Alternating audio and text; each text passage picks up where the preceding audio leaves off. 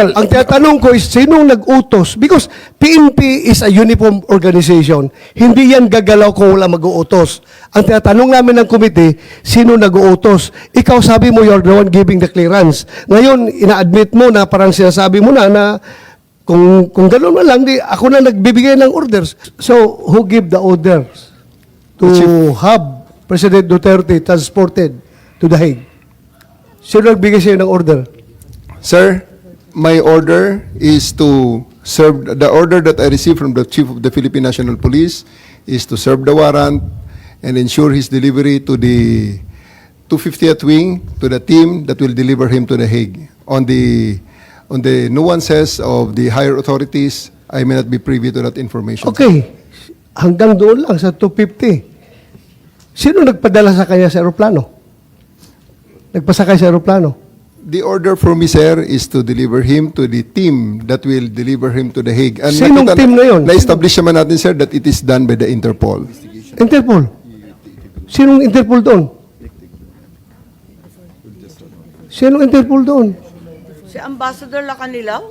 Si kanila o nag-order sa'yo na isakay sa aeroplano? Sir, I think we have already established. Yung order ko is for me to deliver him to the 250th Wing and deliver him to the team. Okay, at assist nandun na the siya sa 250th Wing. Ngayon, pinilit mo siyang ilabas. Nakita ko pa yung matanda, humawak sa lamisa. Ayaw siya magpadala sa'yo. Ayaw niyang sumakay sa aeroplano. Sino nag-order sa'yo na isakay siya sa aeroplano? Sino nag-order sa'yo? Can I defer the questions, sir? The answer to the questions to the SOJ, considering that I have a team you of are the PG one there. there. Wala si SOJ doon. Ikaw ang nagkarga sa kanya sa aeroplano. Kaya tinatanong kita, who gave you the order? Still, sir, I take my orders from the Chief of the Philippine National Police. So, Chief PNP, you give the order to have former President Duterte board the plane? Ma'am, I think that from the very beginning, the DOJ's advice was sought on every step of the way. Yes, sir. We gave the clearance to serve the warrant Yes, sir. of arrest. I am asking them because they are on the ground. Sila ang nag-implement doon. Kaya, Chief PNP, you give the order to the CIDG? The order of to the CID is really to assist the PCTC when it comes to arrest po. So, sino nagbigay ng order kay General Torre na ipasakay sa aeroplano? It's always the guidance that ang ano po namin is really to assist ang PCTC po. Kaya nga. Oh, PCTC. PCTC Were you the kayo. one who ordered the boarding of President Duterte sa aeroplano? Yes, General Alcantara, please.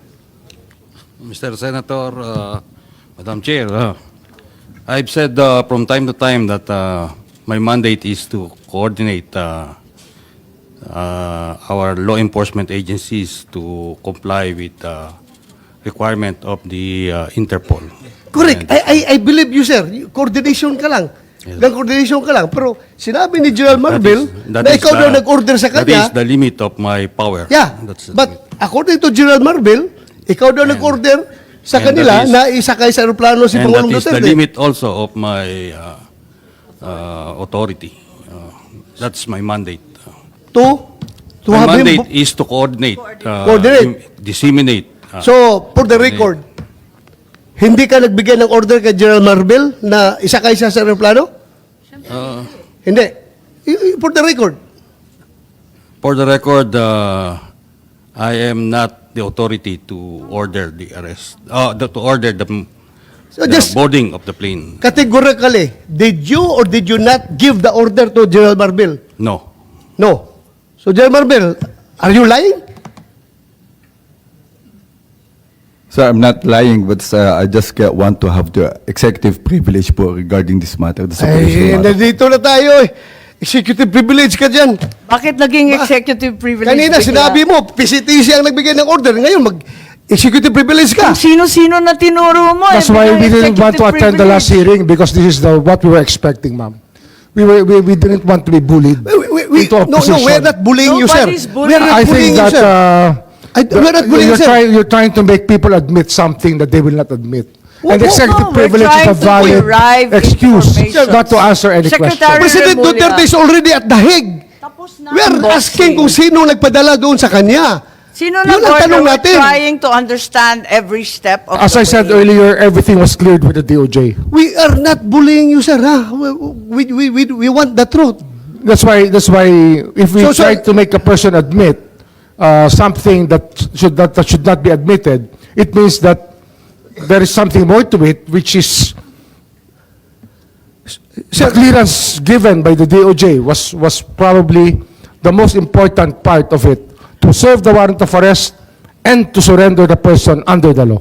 I'm sorry, Secretary Remulla. I recall that General Torre, nagbigay siya ng interview na sinabi niya, bigyan lang ako ng eroplano. Ako nang bahala dyan. Tama po ba? Yung nabasa ko, na sinabi niyo, ako nang bahala, basta bigyan ako ng eroplano. Nabasa po namin sa media, fake news po ba yun o hindi? Kasi kailangan niyo po talaga siyang ilipad sa daig. General Torre. Please panoorin ninyo, nandyan, arrest him, bring him to the Hague, yun lang. Pakita lang. So paano po General binabasa Torre. inyo ni PNP Chief Marbil na how did he say that to you? Na no matter what, we need to fly the former president to the Hague and we need to implement the ICC arrest warrant. Arrest him and bring him to the Hague. Yun na. Simple as that. Arrest him and bring him to the Hague. Sagot ko lang, sir, bigyan mo ko aeroplano. O di ayos. And then the rest, you planned everything. Matagal na yun eh. Ang plano na yan, matagal na yan. Hindi yan spur of the moment eh. Matagal na yan. And nagkataon lang na talagang yun, the opportunity arose. So Secretary Remulla, nagpa-interview na si General Torre. We're not bullying him. He voluntarily gave this interview. And like many of our countrymen, napanood namin. Sinabi niya na siya talaga. Paano ba yun? Sino nag-utos sa kanya?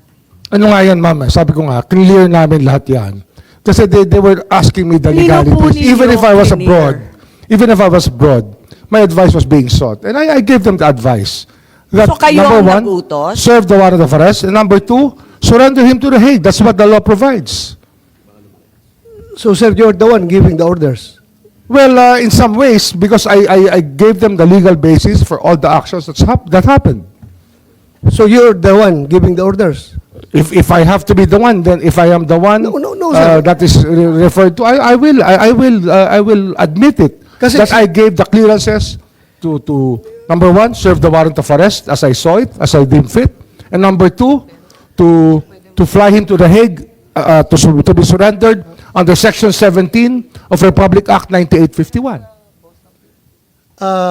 Iba And kasi, then that is, I caused this through my brother, Yes, who sir. is the Secretary of the Interior and Local Government. sir, giving orders is different from giving clearance. Klaruhin natin ito. Well, Ang tinatanong ko is, sinong nag-utos? Because PNP is a uniform organization. Hindi yan gagalaw kung wala mag-uutos. Ang tinatanong namin ng committee, sino nag-uutos? Ikaw sabi mo, you're the one giving the clearance. Ngayon, ina-admit mo na parang sinasabi mo na kung gano'n man lang, di, ako na nagbibigay ng orders. So, nalalabuan ako doon. Kasi sabi mo, nagki-clearance, nagbibigay ka ng clearance sa kanila. Sa kanilang ginagawa. kasi Every step of the way. it's a crisis management time eh.